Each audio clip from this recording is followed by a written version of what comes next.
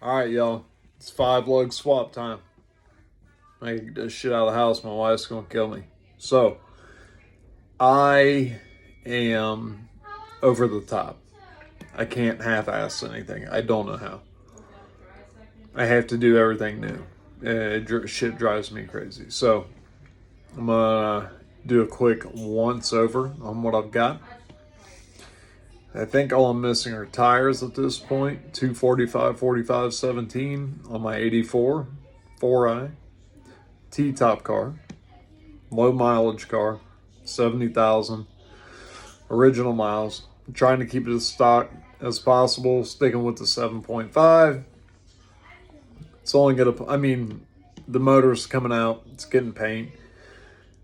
It's only gonna put maybe 325 to the wheels. So I didn't see a need to go to the 8.8.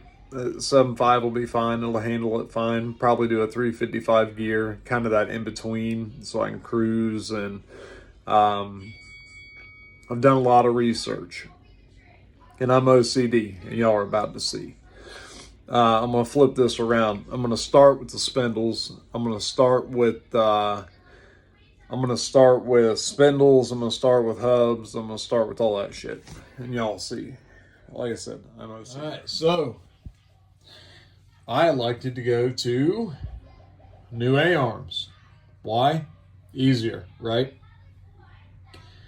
I want everything to be uniform. I want everything to match. I want everything to be new. I want the entire underneath of the car to be new. Went all the way down, new bolts. New bolts, new A-arms. And then look at these sexy beasts. Those are 95 spindles. And then poly, these are the pro poly lowering.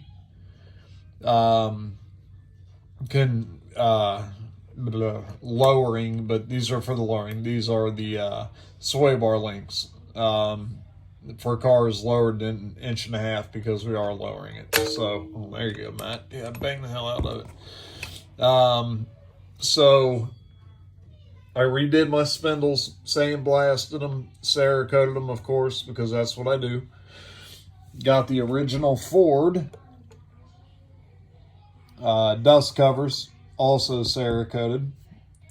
Pulled them apart, or didn't pull them apart, ordered them new.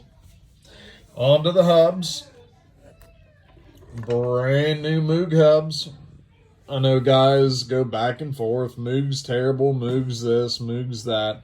I've had good luck with them, and to be honest, with what I do and what I will be doing, I don't think I'm going to have a problem with them. Let's see, what else we got? Oh, yeah. And again, I'm smart about this stuff, guys. KYB XLG with the sleeves. I bought an entire setup. I bought the front. I bought the rear. I bought the Prothane bushings for my 7.5. Those are, also, that is an SN95 ball joint. Again, don't half-ass it. Do it right. If you use the 87 and 93, you got to stack washers up because these are the 87 and 93 are longer. Do it right. Don't half-ass it. Don't stack washers, please. It drives me insane. All right. SVE caster camber plates. Again, part of the package I bought. Guy bought a bunch of stuff. Ended up not using it. I lucked out, was able to buy the whole setup. Brand new mounts for my sway bar. All from LMR. Got it all at a hell of a deal. Rear axle bearings. These are Yukon part number. So when I put my new axles in, I don't have to worry about it. Pop those out. All urethane bushings for my lowering springs. SVE, progressive rate lowering springs, 1.5 inches. Tucked back in here. Brand new CarQuest calipers. Now, the only thing I've got left to do, I do have to Cerakote those. Probably do the Mustang logo, something to that effect on them, just to make them stand out with high temp Cerakote. New brake pads. That is actually for my truck. Oh, what else is in there? What do we have here? Dorman brake lines and the adapters to fit them. So, brake line, kind of hard to do with one hand. Bear with me here, guys. Ugh.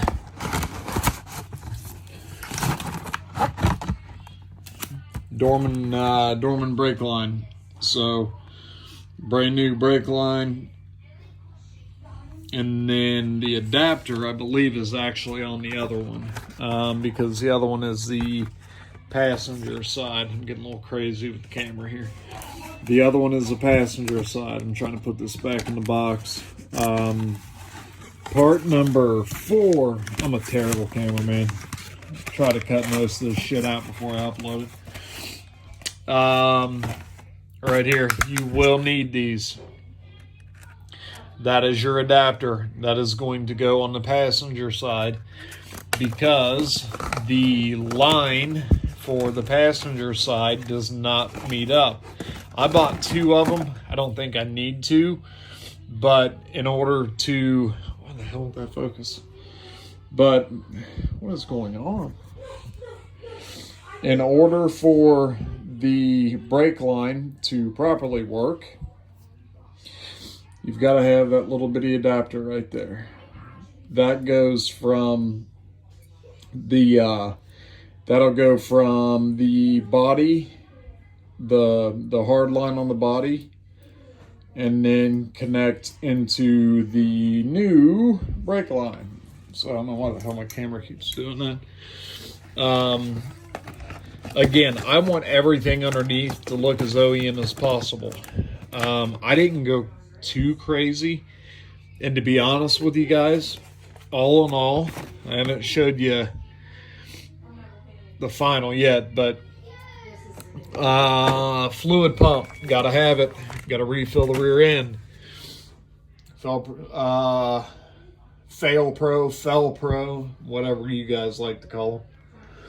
Gasket for the 7.5, and then all new control arms, rear control arms. They are factory style. They're not the tubular. Again, stock look, low mileage car. Just want it to look new, and I want it to ride and drive nice. That is what I'm after. I'm not trying to go crazy and build a drag car and this, that, and the other. Now, the best part. Oh, yeah. So, thank you, Facebook Marketplace. Got online, found a kid, had a set of brand new wheels. Wanted $500 for them. I don't play that game. I want the best deal possible. The absolute best deal possible. So, I had to play poker with him. He wanted 5. I offered him 3. He came back at 4. I told him for $350, I'd take him. I got 4 brand new torque thrust, 17x8 wheels for the Mustang. Literally, and when I mean new, guys, these have never been unboxed. I opened each and every one with him standing there to ensure that, you know, not that he was a shade ball or anything, really nice kid, but just to make sure I was getting what I paid for. Y'all know what I mean. You've been in them situations, especially if you're hustling parts like I do, because this shit ain't cheap. All in all, to do what I've done, the parts I've used, the things that I had, you guys know what it would cost. I mean, to properly do a 5-lug conversion isn't cheap. Sticking with the 7.5 did save me some money. I've got all new drums back there. The other axle, to do something like this, guys, you're, especially after wheels and tires, I mean, you're a couple grand. I am about $1,000 in, and the only thing I need is tires. Now I'm going to wait because I intend to pull my K member, and I intend to powder coat my K member and my stock sway bars, just so everything matches. While I'm having that done, I will POR the underside of the car. I'll scuff it down. My car is super clean, but I want it to look new. So stay tuned. It's coming. We're going to get this thing 5-lug swap, get it dropped, get it riding right, and then the motor will be off to paint. The motor will be off to the shop to get hot tanked and everything done. All right. So that is what I've got so far. I'm gonna pick up a K member again and have my sway bars, have them powder coated as well. We're gonna get a 5-lug swap. All in all, it's gonna be a beautiful car. It's gonna be a lot of fun to drive. It'll have new paint, all new suspension, all new tires, all new wheels. But my boys absolutely love it. They love this car. It's like, again, a low mileage car, 70,000 miles on an 84, and it's actual. I've done the Marty report on it. But when we get in this car, T-top's out. Of course, they took the AC out. I can put that back. But we get in the car and we fire it up. The smile that my boys have and that my daughter gets, even my daughter, when I fire that car up, it just, there's something about it. You either get it or you don't. It runs in your blood. And it runs through mine and it runs through theirs. So I get to spend time with them. I get to teach them how to wrench. I get to show them how to fix things, how to do things properly. And when they're 25 and something goes wrong, they don't have to run to some shop and spend $5,000 on what would have been $500 to fix it. And the quality time I get with them, the memories I get to make, this car will produce more memories for me, and that honestly is more important to me than the car. Don't get me wrong, I love the car, and I've owned many Foxbodies, and this one is a little extra special just because my kids get to be there and they get to help me with it. So I'm excited to get it done. I mean, it's going to take probably a year, maybe a year and a half by the time that everything's properly done and painted and the motor's done and the motor's painted and everything's put back in, and we put the Holly sniper on it and bore it to 306, and it's going to be a lot of fun. It's going to be a hell of a lot of fun. But the memories I get to make with my kids are worth every dime. So keep that in mind, guys. One term I heard the other day was build fatigue. And we experience it because we get on social media and we see these other guys' Foxbodies. And man, they're beautiful, beautiful cars. You know, everything from a 90 notchback that's Coyote swapped, a 93 Cobra that somebody owns, or a Cobra R, and it's, you know, it's like, oh my God, my car, I wish it looked like that. Mine isn't a full-blown project, don't get me wrong. Mine is fresh paint, mild motor build, 5-lug swap done.